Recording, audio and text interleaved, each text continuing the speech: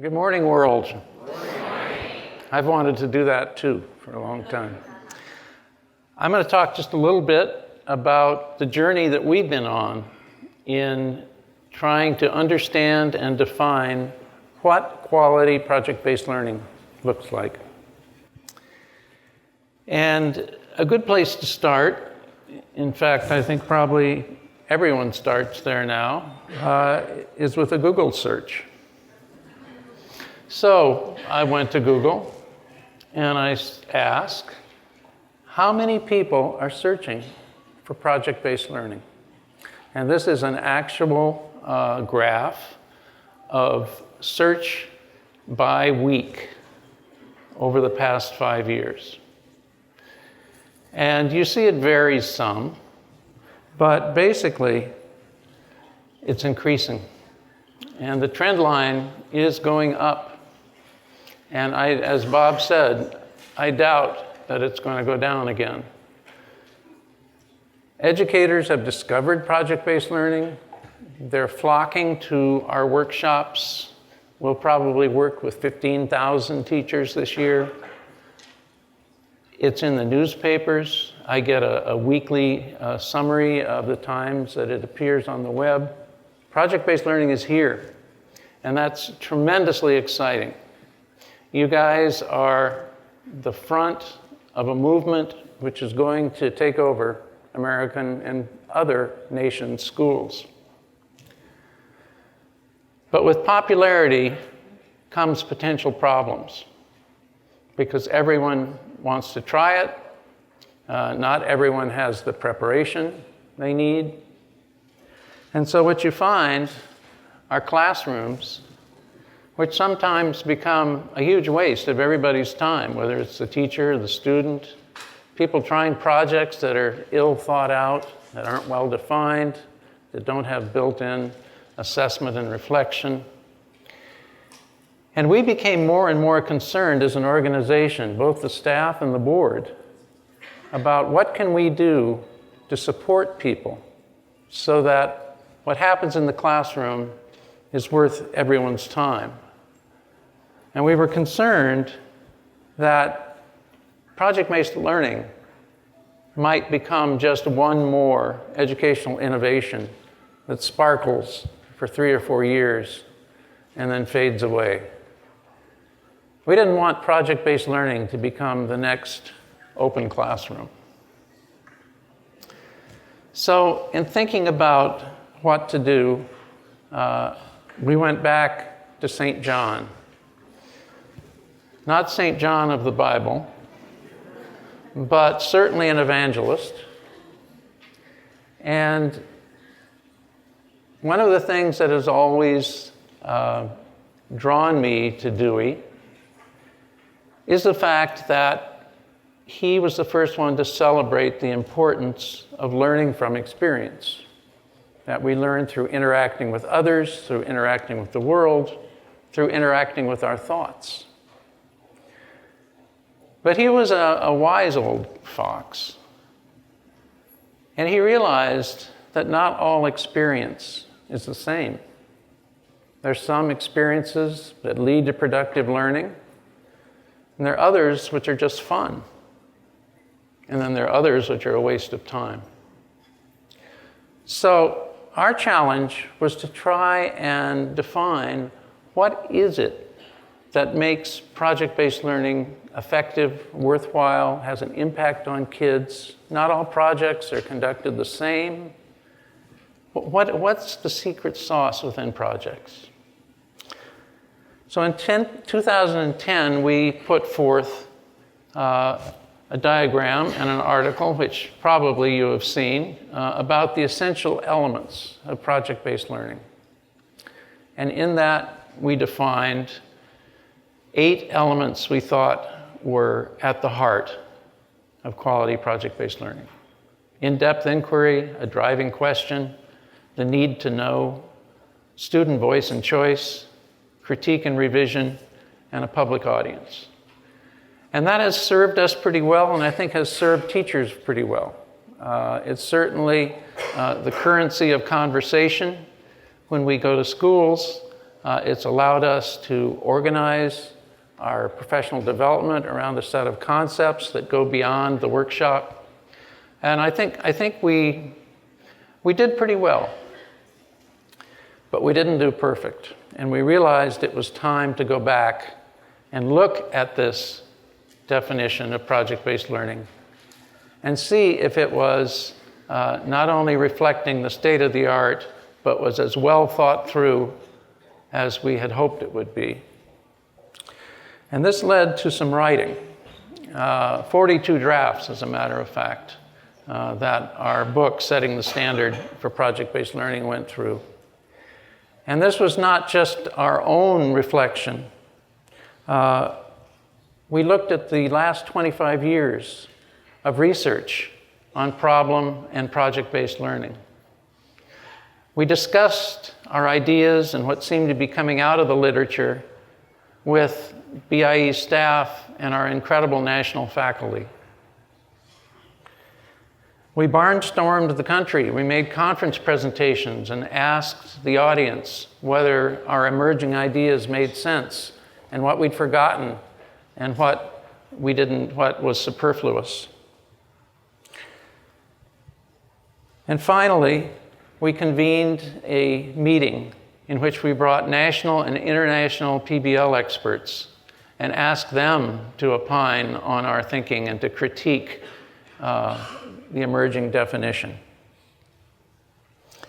Out of that comes the new publication published this month by ASCD, which will be available here and of course is on Amazon and the ASCD and the BIE website.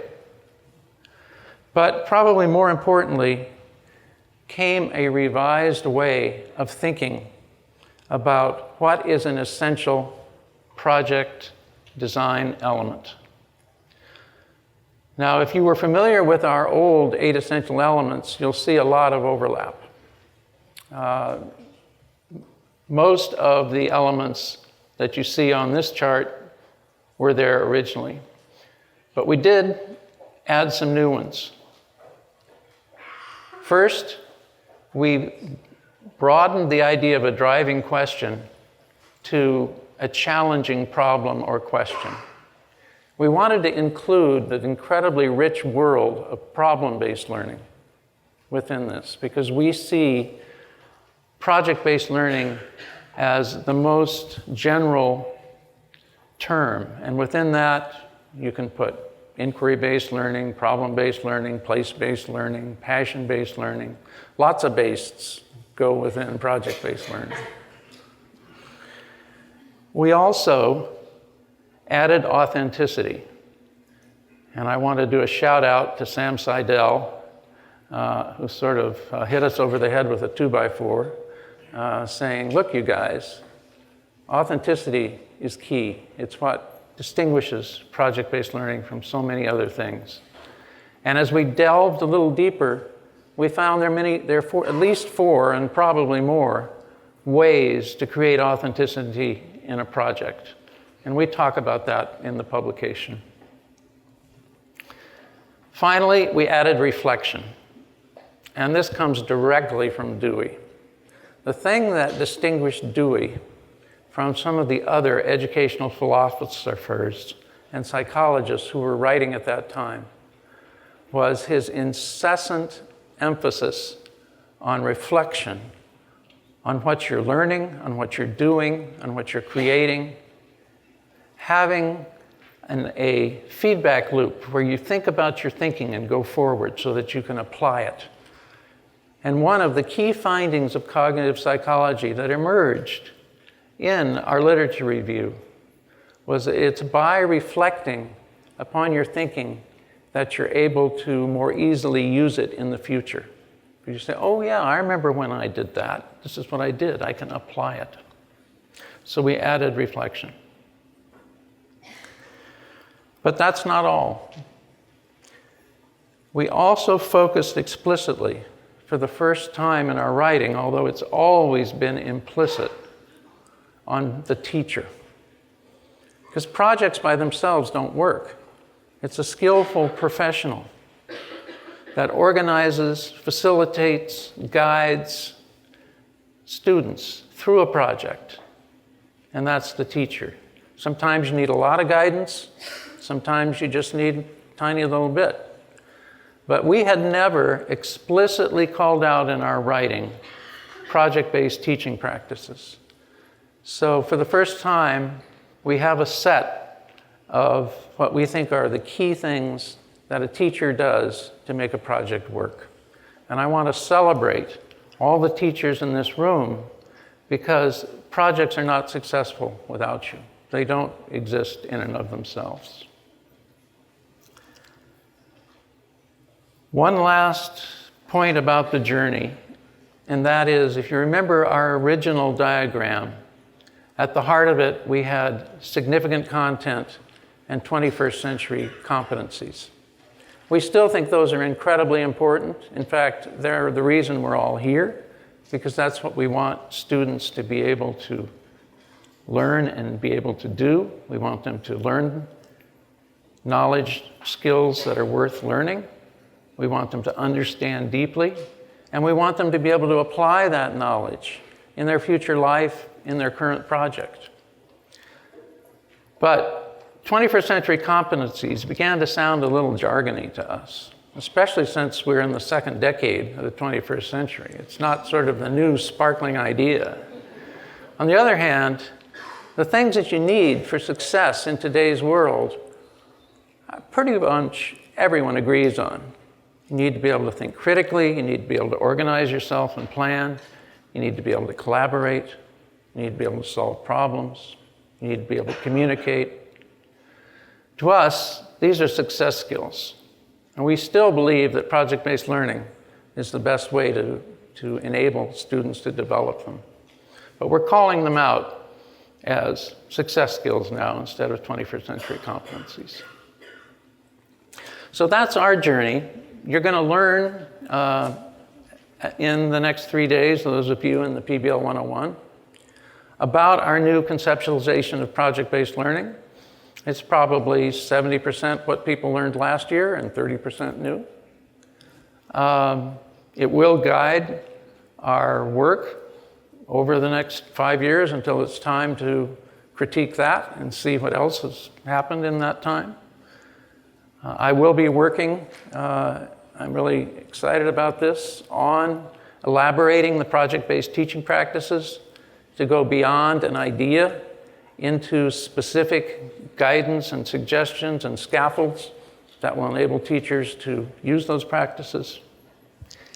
And that's an update on where we are with gold standard project-based learning. And I'm going to segue to two students who were kind enough to give up their time, two ex-students, I should say, two ex-PBL students who were kind enough to give up their time and share with you today some of their experiences with project-based learning. And they are living embodiments of knowledge, understanding, and success skills, having taken what they learned and applying it in wonderfully rich and accomplished lives. So I'm going to begin by introducing Katie Wynn, who is a graduate of Da Vinci Charter Academy in Davis, California. And Katie, you can take it from there.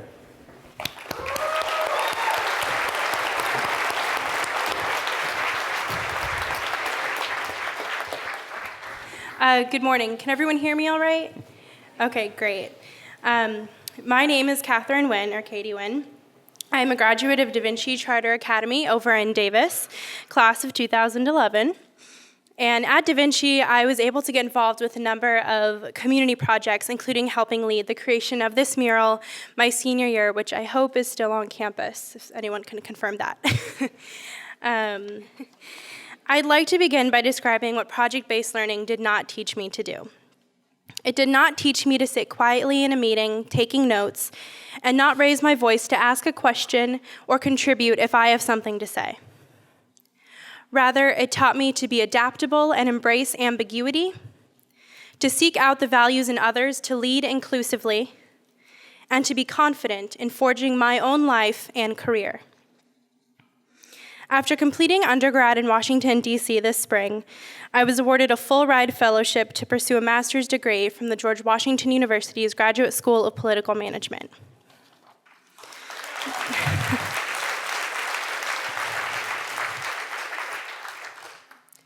My time in a project-based learning setting played a central role in this achievement. The variety of team assignments at Da Vinci taught me how to manage projects with little direction, and numerous oral presentations, despite what you saw this morning, prepared me to lead meetings and project proposals in my internships. While interning for a lobbying firm in college, I was asked to plan the firm's community outreach project. We want to help expose local youth to the legal and legislative processes of the state of California, so come back with a proposal, they said to me 2 weeks into my internship as a college sophomore. I was very nervous, but like I had done so many times at Da Vinci, I quickly identified what my objectives were, what I already knew about the project, and what my next steps would be. Then I jumped right in. I researched local schools, met with education professionals, and consulted with different firm partners on what they wanted to see come out of this effort. A couple of weeks later, I proposed a full-day field trip to be hosted by our firm. During my presentation, different partners presented tough lines of questioning to me. But, like at Da Vinci, I had anticipated their questions, allowing me to prepare and deliver thoughtful and effective responses. A few months later, after I had returned to DC to begin my junior year, I received a press release from my firm describing the field trip's success, and I learned that they continued it the next year. The skills I learned through project-based learning enabled me to single-handedly propose and coordinate the planning of this project. I had set and managed deadlines, conducted independent research, and consulted with subject matter experts to deliver a detailed plan in a professional setting. At Da Vinci and through project-based learning, I also became a confident and adept collaborator. I learned to connect with my teammates, allowing me to assess their strengths and organize our collective efforts to maximize the quality of our final product. As the director of alumni relations for a student organization of my senior year at college, I was responsible for organizing a springtime weekend event for 100 guests. Early that fall, using the skills I'd learned with time management, I worked with my committee to identify areas of improvement from the prior year's programming, and together we created an outline for the weekend. Keeping in mind the strengths and interests of each of my committee members, I delegated to each of them one part of the weekend's programming. By leading my team as inclusively but minimally as possible, I was able to innovatively revitalize our annual traditions. More importantly, though, I hope, through empowering my committee members to lead a portion of the weekend themselves, I supported their own growth. Project-based learning provided the foundation of my leadership and management skills. Coming into my internships and leadership positions in college with this foundation allowed me to intentionally prioritize empowering those with whom I work as my personal leadership style. As PBL instructors, you are providing students the tools they need to be successful later in life. Just ask me or Victor. Project-based learning is critically important in helping students like me and him identify and develop our strengths and weaknesses so that we can pursue our goals using our full potential. In my own experience, and through conversations with other Da Vinci alumni, it seems to me that college professors, whether it be in a public, private, 2- or 4-year institution, rarely make use of project-based learning. And so it is up to you to give students the necessary skills to lead the project that is our own lives and contributions to society. Whether it has been as a student, an organization leader, a summer daycare teacher, a barista, a congressional intern, or even as a friend, I credit my time at Da Vinci in a project-based learning setting with helping guide much of my development. Life, work, college, these things are all filled with heartbreak, challenge, and difficulty. But but a project-based learning education instills adaptability, effectiveness, confidence, and resilience within its students. Thank you.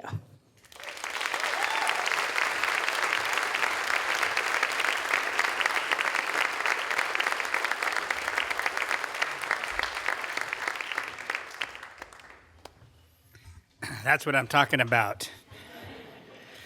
It's my distinct pleasure to introduce you to Victor, who is just graduated from Impact Academy in Hayward, California.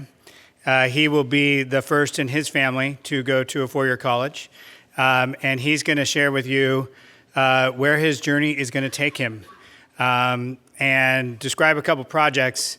And for those who don't think math can be done in project-based learning, Victor will help you learn how that can happen too. Here's Victor.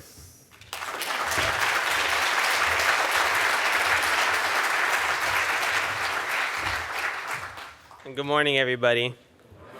It's really early. So I want to thank you all for being here today and for giving me the honor of sharing my experiences with all of you.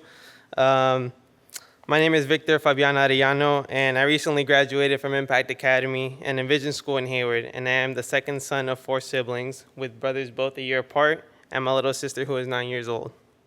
My parents both immigrated from Mexico in search of a better life for my siblings and me. My parents did not have the opportunity to pursue an education because it was more imperative for them to earn a wage in order to eat and survive than to spend time behind a book. The opportunity to an education is a priceless gift that my parents have provided for me, and I plan to use this gift for the greater well-being of those around me. I entered Impact Academy a troubled teenager, living a life where statistics predicted my future behind bars, trapped in a neighborhood where dropping out of high school and gang shootings were a common norm.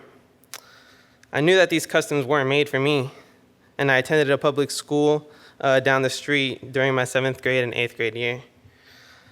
I always understood the material taught, but I never became immersed into the idea of my school, and I was never into really the idea of taking tests and endless readings to determine whether I was intelligent or not. At Impact, I was introduced to project-based learning, and the experience I gained because of this system is a remarkable one. Project-based learning allowed me to take control of my education and my learning, and significantly prepared me for college. It began in my pre-calculus class, my sophomore year at Impact. I'm a math guy. I love math. We were studying projectile motion, and I had the opportunity to choose from a variety of scenarios. I chose to analyze and solve for the angle at which soccer star David Beckham had to kick a soccer ball from the beach across into a garbage can. The project included 2 equations that define velocity in terms of height and distance. My teacher assigned me and my friend the project, and as I began to analyze the film, I noticed that I could modify my project and add an extra variable that made use of the entire video. My teacher was pleased to hear me out and granted me the permission, and I even found a way to adapt my own formula that combined both the equations given to us previously, and my teacher was more than happy to check my work for me. He was ecstatic when I finally found out how, and now uses my model today when he teaches other students.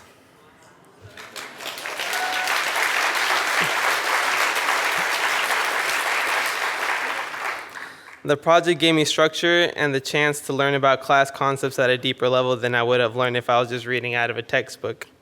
Project-based learning set the stage for me to plan my project while doing numerous other projects, and by the time senior year arrived at Impact, I felt like I truly had the capacity to run my own life in the terms of scheduling, communicating with resources, life management, and other real skills, and I was truly immersing myself into my schoolwork. A project teaches life management and other real skills that are just not evident in standard curriculums, and it allows students to work intrinsically to satisfy personal curiosities and interests.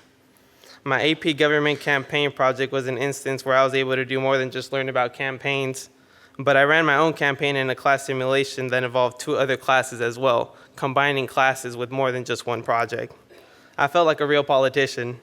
My team and I managed everything from media, propaganda, interest groups, and speeches to finally win our campaign.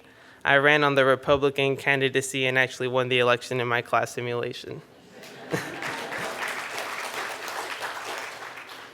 The experience I gained from this simulation included group management, leadership, and a superb understanding of my audience who I was representing and the elections process.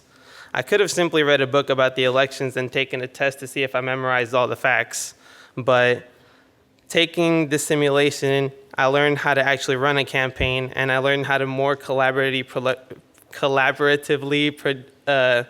cooperate with my group. And there were many ups and downs, real-life stresses with people management, and all of this surely piled up to give me more headaches than I would have liked when classmates didn't want to pick up their phones after school to work on the project. Yet in the midst of this project, I found serenity observing my group's capability to apply our knowledge and skills into creating a successful organization. This gives me hope for human solidarity in the future. Both these projects have taught me how to manage myself and others around me. Project-based learning has taught me leadership skills like thinking more critically about concepts and taking personal initiative in designing and scheduling the process of my work, in addition to cooperative collaboration. I'm a first-generation high school graduate and could not be more satisfied with my experiences with project-based learning. These skills are assets to my future, and I could not think of a wiser investment than to have spent my high school years with project-based learning. I will be attending the University of Pennsylvania this fall.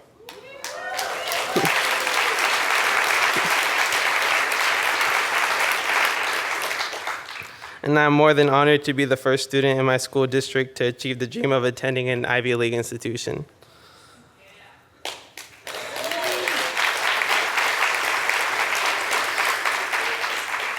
I'm not sure about what I want to study in the future or where the world will take me. The only thing I'm sure about is that the world is in desperate need of leaders who inspire, change, and work for the improvement of society. The skills that I learned through my project-based learning, infused education at Impact Academy will help me become that leader. Thank you so much for listening to my experience.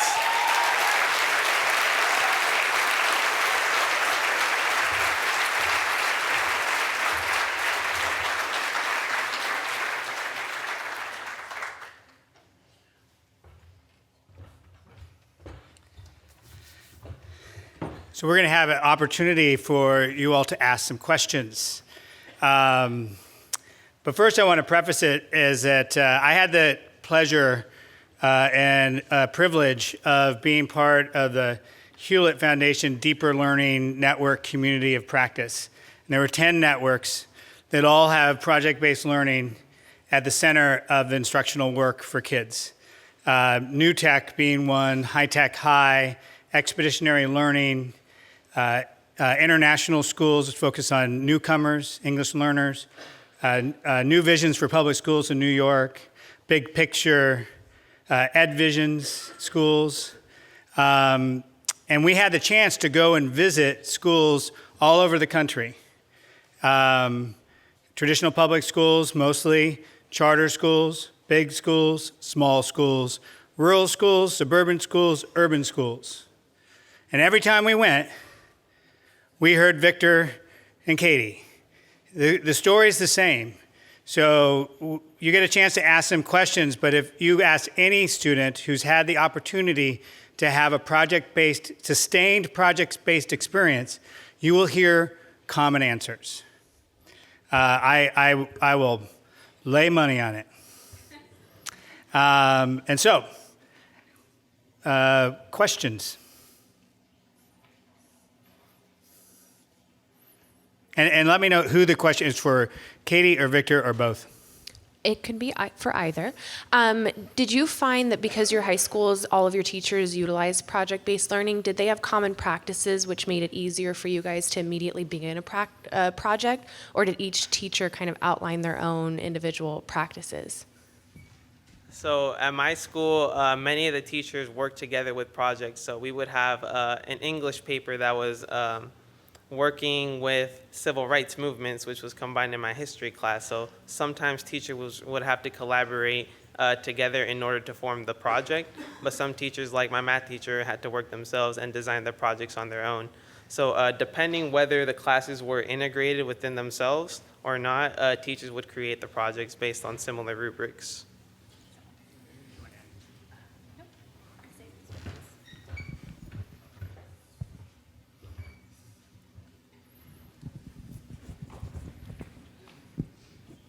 Good morning. This question could be for both.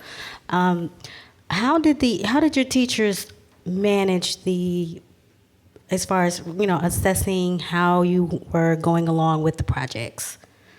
At Da Vinci, we had a lot of scaffolding assignments so that teachers could ensure that we were hitting certain benchmarks. This was particularly important for making sure that we understood the content and the curriculum of what we were learning, not just the skills. So, for instance, I'm trying to recall, it's been a while, but if we were working on a very large project, like similar to the political campaign project Victor worked on, we also had a similar project. We would be expected to do sort of like a write-up describing the electoral process, and then we would incorporate what we had learned into the rest of our project. So it was sort of, there were benchmarks to make sure that we were hitting certain things, and then our teachers would always be very in tune to how we were working as groups, and our teachers were very helpful that if we were having any problems in terms of sort of the collaborative part of the project, we would check in with them and they would help us come up with a plan to resolve the issue. So, you talked about some very sophisticated high school projects, but I'm a first grade teacher, so I'd like you to take yourself back to your 6-year-old self and think back. Did you have experiences like this when you were just learning how to read and write? Or if not, how do you envision something currently that you did not experience that could lead you on the way to where you were in high school? I can't really imagine a project that is for 6th graders because I never had one. The most I did was probably write a paper on the state of California, and that was practically it. But I believe that in some way we should be able to integrate maybe a project like, let's say if it was math, since I'm a math guy, you take a picture and then they have to proportionally draw it out to be bigger, but it has to be in relative size to a smaller photo. I think that kind of incorporates the ideas of art, which I think are very imperative to like a school curriculum, and also math, which teaches them geometry and also like ratios. So I think something like that would be really great for elementary school kids.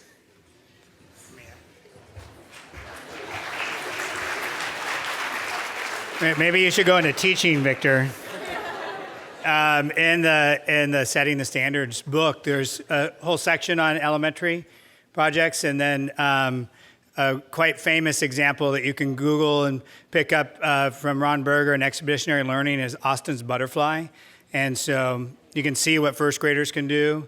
My wife's a music teacher in elementary school, and they work with all the teachers at different grade levels, integrating music and art with the Common Core standards and whatever the subject area is. So it's really rich with opportunities for kids to go deep even when they're in the first grade. Victor, I was wondering, do you think you will ever run for president? That was a real question.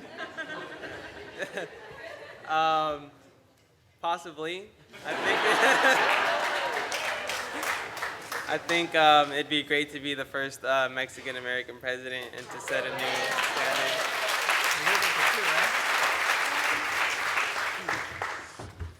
no, I'd vote for Senate.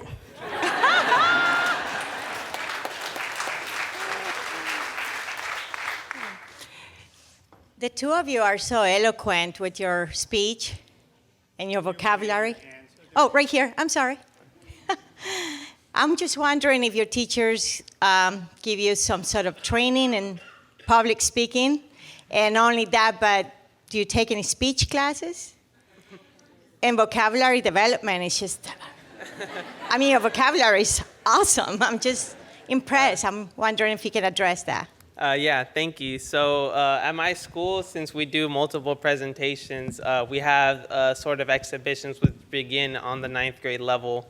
My first exhibition was presenting a gravity car for my physics class and also presenting an art piece for my art class. So from the very beginning, they kind of throw you on the ring to kind of learn these skills because many students don't have the opportunity to showcase their work and also to even get up in front of a group of parents or even other students to actually showcase their work. So from a very early start, they begin to train you in public speaking. They teach you how to make note cards, summarize points, and make sure that you're able to give a good presentation, because we have a benchmark, which is in our sophomore year. And also to even graduate our high schools, we have a grad portfolio defense at the very end of the year where you have to defend your work. So this is like a continual process that is taught to us, and we need it for almost every aspect of a project, a presentation, or even like a thing like this. Like now that I'm here, that I have to be able to speak to you all in a professional manner and also be able to communicate my ideas. So yeah.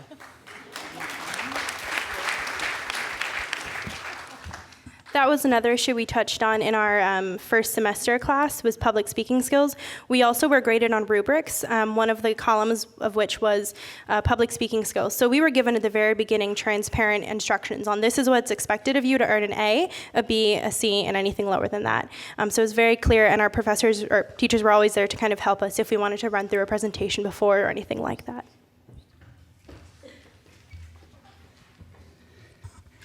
I'm sorry, we're going to run out of time. Victor and Katie will be here afterwards, so you can ask them more questions.